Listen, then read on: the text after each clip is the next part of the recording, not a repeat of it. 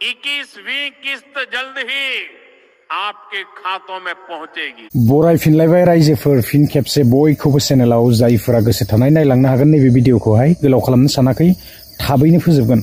तो सुंद' आपडेट्स लानानै फैदों आरो भिडिअआ मानि सायाव जागोन निश्चय नोंथांमोना मिथिखाबाय।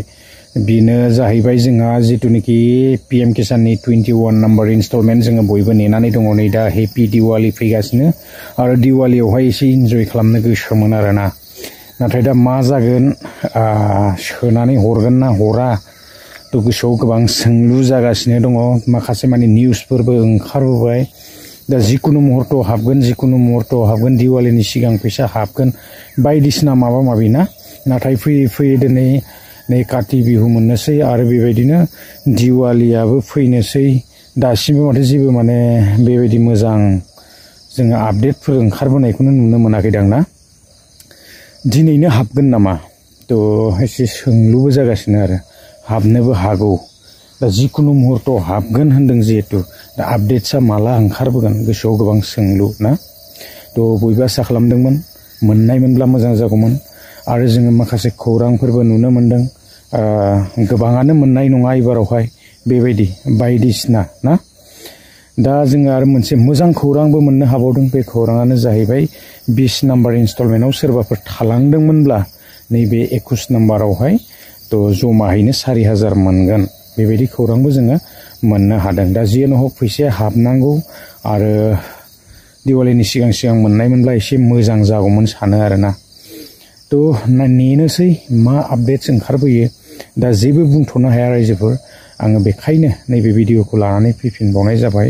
साननैसो जाबायमोन पीएम किसाननि सायाव भिडिअस लाबोयैया। तो बेबायदि मोजां मोनसे फाइनाल आपडेट्सफोर फैयाबा एसे माने लाबोबाय थानो बानाय मोनो आरोना।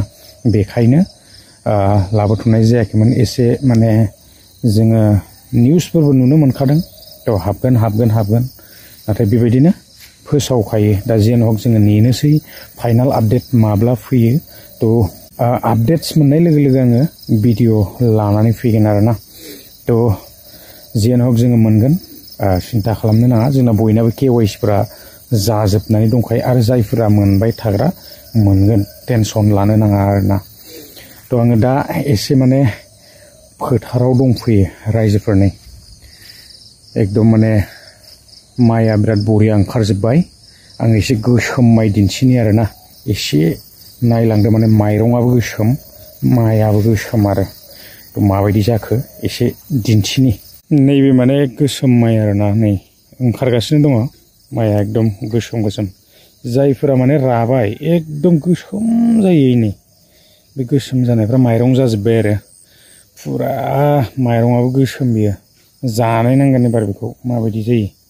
दब्लायसे माने फोनायदोंमोन आरो दब्लायसे गायनायदोंमोन माने। गोलाव खालामला रायजोफोर भिडिअआ बेसेखिनियानोमोन। आपडेट्स मोनोब्ला थाबैनो लानानै फैगोन आरो पीएम किसाननि राङा हाबनायमोनब्ला जोबोद मोजां जागौमोन आरोना। नाथाय जोङो जेब्ला थांनाय 20 नम्बर इनस्टलमेन्टखौ जोङो 2 आगस्टआवसो मोनखादोंमोन। नायहरोब्ला माने दासिमबो बेबायदि मास मोनब्रै जायाखै आरोना। तो मास मोनब्रैनि भितराव बेबायदिनो फैसाया फैयो। तो हाबगोन जोङो नेनानै थानि। दा गोलाव खालामला नेक्स्ट भिडिअ लोगो मोनगोन। गोजोन्थों बाय। अरे किसान भाइयों और बहनों, आपके लिए एक बहुत बड़ी खुशखबरी है।